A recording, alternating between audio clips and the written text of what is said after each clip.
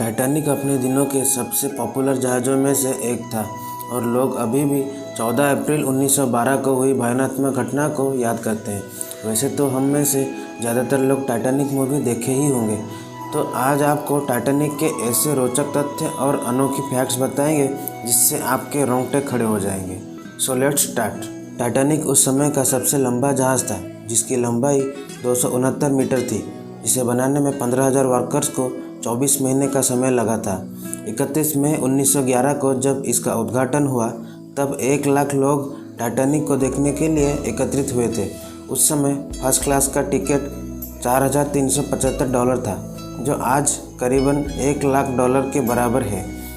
इस जहाज़ का चिमनी एक आर्टिकल में यह भी लिखा गया था कि टाइटैनिक में 9 कुत्ते थे, लेकिन जहाज़ में एक भी बिल्ली नहीं थी और मान्यता के हिसाब से बिल्लियों को जहाज़ पर रखने से अच्छा होता है।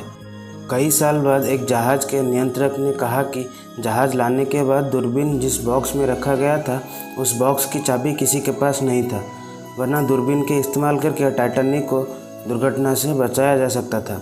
टाइटैनिक को बनाने में $7.5 मिलियन लगे थे, जबकि टाइटैनिक मूवी को बनाने में $200 मिलियन लगे थे। जहाज़ का मलबा 1985 में खोजा गया था, जो समुद्र तल से 12,500 फीट नीचे पाया गया था। यह एक ही जहाज़ है जो कि बर्फ की चट्टानों से टकराने के कारण डूब गया। जिस रात टाइटैनिक डूब गया था, उसी रात कैलिफोर्निया नामक एक अन्य जहाज़ भी अटलांटिक महासागर में तैर रहा था। वो जहाज़ ज़्यादा दूर भी नहीं था, लेकिन उस जहाज़ को इस इंसिडेंट के बारे में पता लगने में देर हो गई, जिसकी वजह से वो समय से नहीं पहुंच सका और ज़्यादा यात्रियों को बचा भी नहीं सका। टाइटैनिक जहाज़ के कैप्टन स्मिथ इस यात्रा के बाद रिटायरमेंट लेने की तैयारी कर रहे थे, लेकिन ये यात्रा उनके जीवन का आखिरी यात्रा साबित हुई।